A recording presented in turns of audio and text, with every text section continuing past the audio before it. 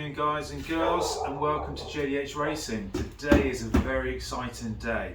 Now for those who have been following the Mk1 build and the Weasel build, we've been talking about this moment for quite some time. So if you recall back, and please go back, like, subscribe and look at the videos.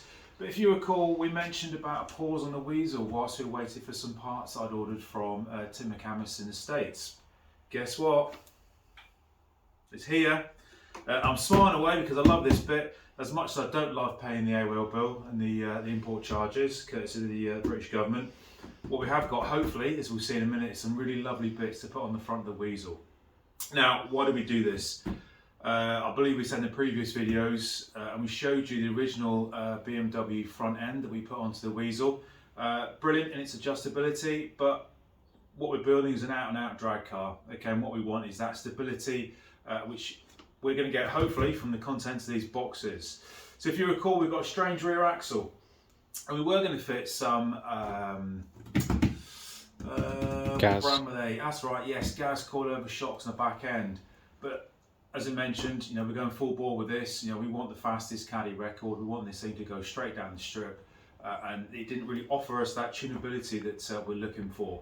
So I'm going to go for the smaller of the two boxes, because hopefully what I've got in here is some more bits for the rear end. Very expensive bits for the rear end. So, bear with me once I've cut this box open. Like I say, this is more exciting than Christmas, albeit more expensive. So if you remember then, we've got the strange dragster rear axle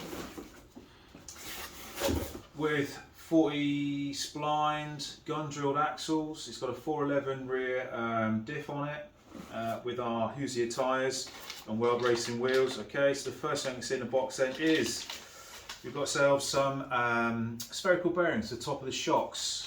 So this should enable us to adjust the ride height without the coil springs binding. So that's the first thing we've got. Right. Oh, hello. Oh, box is upside down. However, oh, look at that. Look at that loveliness. Right, put those in there. So, what we've gone for then is the strange double adjustable rear shocks. So that should do the compression and the rebound with adjustable spring heights. And then you can see at the top it's got the spherical bearings to allow movement of the axle. So there's two of those then for the back end. Right then, what else have we got in here? Hopefully. Here we go. So just inside the box then, we've got two springs to match. Let's just put that to one side for now. Okay, so in a little bit of consultation with Jeff Hauser, we're talking about obviously spring rates for the rear end.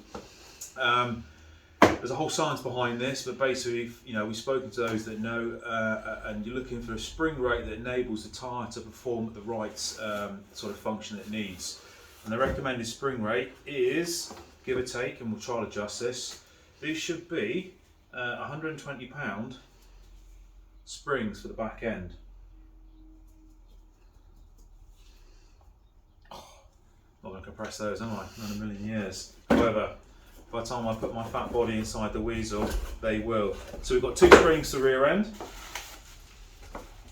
The other thing I will say is, they look a little bit long for the shocks. So we'll see how that's going to work out. Okay, they're all ordered at the same time, so hopefully they should fit the shocks. If not, then we'll have to source some from the UK, because I'm not paying more import duties. Right, so that's the first one then. So that hopefully is the goodies that we need to secure the rear end on the Weasel and hopefully get it performing well. There you go, I'm just going to give it a quick look at the back end. You have to excuse the dust, there's a lot of work going on here. And it has been a little while since we've worked on the Weasel. I know people out there are clamouring for us to crack on with it. And hopefully if you've seen the Mk1 build, you know, we're up to, was it part 6 or 7? There we go, yeah. There's the girl sitting down there, just coming on in leaps and bounds. Right then, big box. And this is the really expensive present. So, as I mentioned then before, we were using BMW front ends. So we had spherical top bearings, we had our A-arms at the bottom, using VW discs onto Mercedes spare wheels, which are, dare I say, albeit a very poor substitute for a set of VMS or 32 speed shot wheels. However, as you probably know from a previous video, we've already got a set of VMS wheels to fit the Weasel. So it kind of made sense to kind of go full bore and make the front end match the rear end, so that when this thing goes down the strip, we've got a known quantity front and rear, and that then enables us to hopefully spend our time dialing the vehicle in rather than working out what is going on with our sort of mismatch of parts. Right then, almost there. There we go. Oh, there's a lot of goodies in this one. Where to start? Right, okay. Let's start with these. So what we have done on the Mopri, we've made our own top cups. However, because we're ordering some bits from the States, what I've done, because this is quite an expensive front end, I've ordered some shot cups, struts. So there's the cups, there's the reinforcing bars behind it as well. So we'll weld those on when we refabricate the front end of the chassis. What have we got in here? We have, okay, this is all our bearings and seals for the front end, and our bolts as well. So again, I dare say look forward to another video where we try putting this all together and work out where it goes. And then we've also got, okay, yeah, so this is our hubs. So we've got one hub, and there's another hub. Let's have a quick look at this.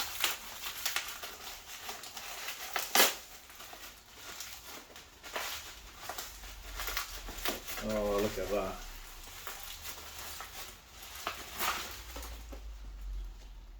Look at that. That is just perfection. Okay, there you go. Alright, just remind me, Daniel, 4.75, 5 by 4.75 is what I meant for the PCD? 5 by 114.3. 5 by that, yeah, something like that. 5 by 4.5. Is it 5 by 4.5 to match the VMS wheels? Yeah. Boom, there we go. At least you know what I've ordered. Alright, let's just wrap that back up. Got those little beauties getting damaged. Alright, so we've got 2 of those. Right, what's this big box? Right, let's open that in a minute. What else have we got? That bad boy. So, front brake discs. So we've got 2 of those in there, along with some brake pads as well. In fact, that there's going to be our calipers as well. So let's just quickly open one of those up. Go careful so it doesn't cause any damage to calipers. So we went for the medium kit, which is kind of our middle of the range kit, which gives us these discs with, I believe the difference is you've got a piston both sides. So we've got twin pistons. I think the lightweight kit I think is 1 piston, and then I've got a feeling when you go up to the heavy duty kit you get 4 pistons for the bigger vehicles. So that is a lovely, I think you can see that. It's a lovely caliper, that. So the lightweight kit is also spindles, whereas the medium kit is studs. Yeah. I'm not going to lie, I mean, that's nowhere near as heavy as the BMW discs or the VW discs we had previously. So there's going to be a significant weight saving on the front end of this alone. Right, where should we put this so I don't ruin it? Oh, let's put it back in there. What else have we got in here? Oh, okay, inside there, I'm not going to bother unpackaging that, but that is the spring rates to the front. Now, I'm trying to recall actually what we went for. I think it might be £225 the front end. I think it's 220, isn't it? Yeah, something around that sort of ballpark figure. Again, this is what we took on advice from Jeff Hauser as to sort of the weight end of the front, and he knows what combinations we're building. You know, we've got, as we said before, the Ford 460, which will go to a 557 twin turbo engine at the front, mated to our huge transmission, which is currently sat waiting for all the front end to be built, so we can then put it in situ and then work out obviously where our mid plate is, where our motor plate is going to go, and then obviously where our prop shaft and all the hoops, etc. are going to be. What else have we got here? Okay, that's just our brackets for going off of the, hopefully what's in here, which is the hubs themselves. That's just a spacer plates, then it put the calipers out to the right distance for the brake release. Right then, and in here should be, let's see what this, should be more lovely, strange goodies. There's nothing better than unboxing all these lovely new parts. Right, where to start? Well, there's some instructions in there, so we'll, undoubtedly we best start with those. However, so what we've got as part of this kit, it comes with your A-arms. So basically they come prefabricated. I mean that.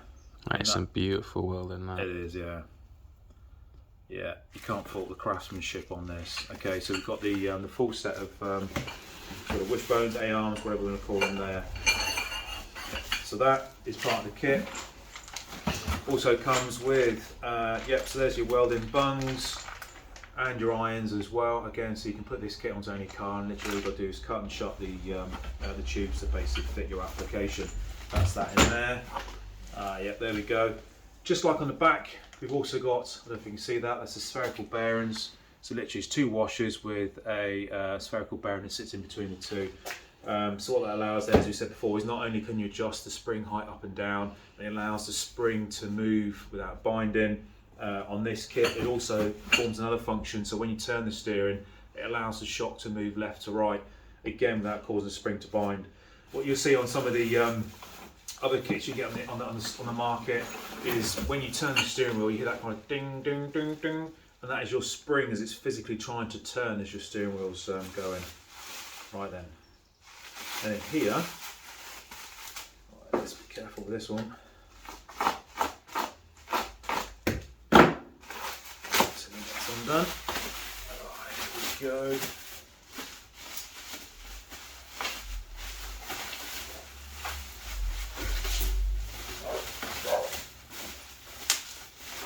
And this stuff is really well packaged. You cannot complain at that. All right. Look at that beauty there. If you get all that in. Work of art. It is, absolutely. He says.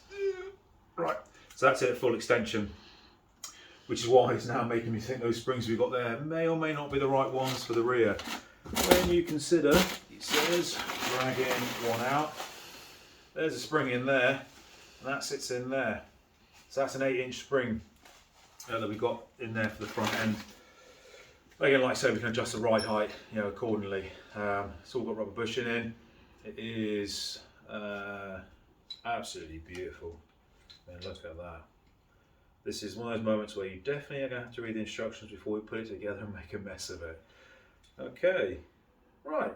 Well, that's the shocks. So that's all kind of rather exciting, really. So there we go. I think that's pretty much all the bits out the packaging. Yeah, okay, we've got some more bolts there. So that is your, what do you call them? Ball joints. They go on the bottom of your wishbones or A-arms. And it goes up through the bottom of the hub. So we've got those in there. Literally, it's got absolutely everything you need. Yeah, nuts and bolts to the top. We've also got a couple of, steering arms. So they go on the back of the hub. They're bolted. Absolutely everything you need to make the front end of the Weasel. So there we have it. Exciting times. We've been looking forward to this since, I think it was December, early December I ordered these. Where are we now? March? March, yeah. It's taken a while. I can appreciate why. Obviously Strange got quite a back order on, and it's not like we haven't had actually quite frequent communication from Tim Mcamis, from is it Billy Johnson over there. So Billy, if you see this video, thank you very much. Much appreciate you keeping us in the loop as to what was going on. We have been threatening you guys with getting these goodies. I suppose the next question really you're probably going to want to know is, when are we going to put this all on the Weasel and get the front end fabricated and get it out? Well, I can say stay tuned on that one, because what I'd like to do is get the Mopri finished first. However, it's like you get a box of new goodies and you want to crack straight on and get it done. But we'll see. But anyway, I hope you enjoyed the unboxing of all these goodies. Anything else I need to say, Daniel, before we shoot off? No, he says no. But don't worry guys, we'll catch you soon on the next instalment. We've got a lot more progress to make on the Mk1. Hopefully you're loving that build, and then obviously as things start to take off now on the Weasel, we'll start to put a few more videos out on that. Hope you enjoyed today's video, and thank you very much. Hey guys, just to make a slight amendment to the previous video we've done, and there's me thinking about the rear shocks not being, the rear springs, this one not being the right size. So, faux pas on my part. Bit of a retard. Let's try pulling them out.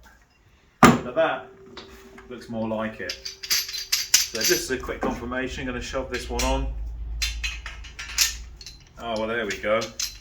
So, my apologies. Billy, you sent the right springs through. There we go. That goes on. Let's see if I can get this in. Let's go a little bit more. There's no need to use spring compressors on this one because you can wind the shocks all the way down to the bottom.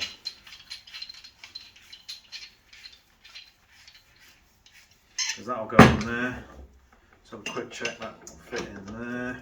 Yeah, that'll go in there. What I will do before I put that in there, ever so quickly, is I'm just going to shove, as I said earlier, spherical bearings. So there's two pairs.